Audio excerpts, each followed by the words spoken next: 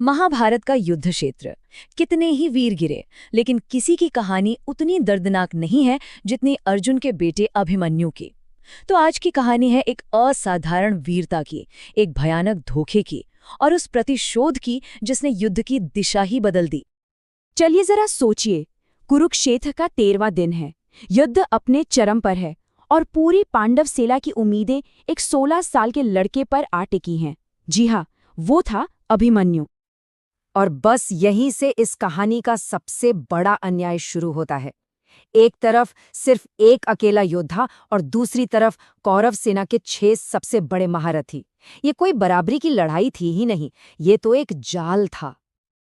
तो उस दिन की कहानी शुरू होती है सबसे बड़ी चुनौती से, और वो थी चक्रव्यूह, एक ऐसी सैन्य रचना जिसने पांडवों को सचमुच घुटनों पर ला दिया था।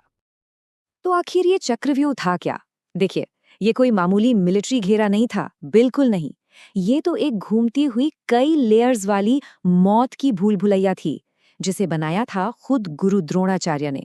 मतलब एक ऐसी चुनौती जिसे भेदना लगभग नामुमकिन माना जाता था। अब जरा पांडवों की हालत समझिए। उनकी सेना बहुत तेजी से खत्म हो रही थी और इस चक्रव्यूह को तोड़ने का जो ज्ञान था वो सिर्फ अर्जुन और श्री कृष्ण के पास था। लेकिन एक सोची समझी साजिश के तहत अर्जुन को युद्ध के मैदान से बहुत दूर कहीं और उलझा दिया गया था। और यहीं कहानी का सबसे अहम मोड़ आता है। अभिमन्यु ने, जब वो अपनी मां सुभद्रा के गर्भ में थे, तब चक्रव्यूह में घुसने का तरीका तो सुन लिया था, लेकिन उससे बाहर निकलने का तरीका सुनने से पहले ही उनकी मां सो गई। ज्ञान अधूरा रह गया। जब पांडवों के बड़े बड़े योद्धा भी निराश हो चुके थे, तब एक 16 साल का किशोर आगे आया, अभिमन्यु। उसने वो चुनौती स्वीकार की जिसे लेने की हिम्मत किसी और में नहीं थी। सिर्फ अपने बड़ों के सम्मान के लिए, अपनी सेना को बचाने के लिए, युधिष्ठिर के कहने पर अभिमन्यु ने इस नामुमकिन से मिशन को लीड करना स्वीकार कर लिया। ये सिर्फ बहादुरी नहीं थी, ये तो कर्तव्य की एक मिसाल थी। और ये कोई खोखला दावा नहीं था। चक्रव्यूह में घुसते ही अभिमन्यु ने ऐसा कहर बरपाया कि कौरव सेना कांप उठी। उसने अकेले ही दुर्योधन के बेटे लक्ष्मण समेत कई बड़े बड़े योद्धाओं को मार गिराया। लेकिन अभिमन्यु की यही जबरदस्त कामयाबी उसके विनाश का कारण बनने वाली थी। अब कहानी उस मोड़ पर आती है जहां से सब कुछ बदल जाता है। तो जाल कुछ इस तरह बिछाया गया था। जैसे ही अभिमन्यु ने व्यूह तोड़ा, बाकी पांडव योद्धाओं ने उसके पीछे जाने की कोशिश की, लेकिन सिंधु के राजा जयद्रथ ने उन्हें रोक दिया। क्यों?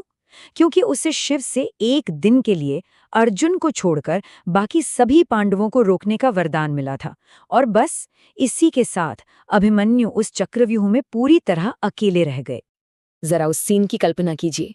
एक 16 साल का योद्धा और उसके चारों तरफ दुश्मनों के सबसे बड़े महारथी। मदद की कोई उम्मीद नहीं, बिल्कुल अकेला। और यहीं पर युद्ध के सारे पवित्र नियम तोड़े गए। ये वो पल था जब कौरवों ने धर्म को एक तरफ रख दिया। देखिए, युद्ध का एक बहुत सीधा सा नियम था। धर्म ये कहता था कि एक योद्धा एक वक्त में सिर्फ एक ही योद्धा से लड़ेगा। लेकिन कौरवों ने, उन्होंने इस धर्म का सरेआम उल्लंघन किया। एक दो नहीं, पूरे 6 महारथियों ने मिलकर एक अकेले 16 साल के अभिमन्यु पर हमला कर दिया। और ये कोई आम योद्धा नहीं थे। गुरु द्रोण, कर्ण, कृपाचार्य, अश्वत्थामा, कृतवर्मा और जयद्रथ। सोचिए, उस समय के सबसे महान नामों ने मिलकर एक किशोर को घेर लिया था। उन्होंने अभिमन्यु को एक योजना के तहत धीरे धीरे निहत्था किया। सबसे पहले कर्ण ने पीछे से वार करके उसका धनुष काट दिया। फिर उसके घोड़े और सारथी मारे गए, रथ तोड़ दिया गया। जब उसने तलवार उठाई तो द्रोण ने उसे तोड़ दिया और कर्ण ने उसकी घाल को भी नष्ट कर दिया। लेकिन अभिमन्यु का हौसला अभी भी नहीं टूटा था।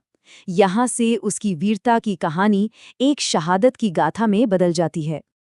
और ये महाभारत के सबसे यादगार दृश्यों में से एक है।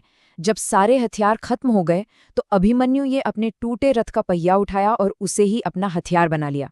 सोचिए जरा, उसकी इच्छा शक्ति कितनी मजबूत होगी। और अब सबसे बड़ा सवाल उठता है, एक निहत्थे योद्धा पर हमला करना, क्या इसे किसी भी परिभाषा में धर्म कहा जा सकता है?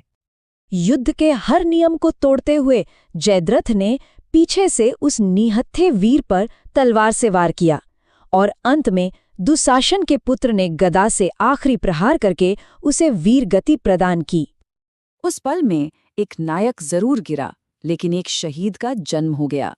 ये सिर्फ एक सैनिक की मौत नहीं थी, ये वो घटना थी जिसने युद्ध का नैतिक संतुलन हमेशा के लिए बिगाड़कर रख दिया।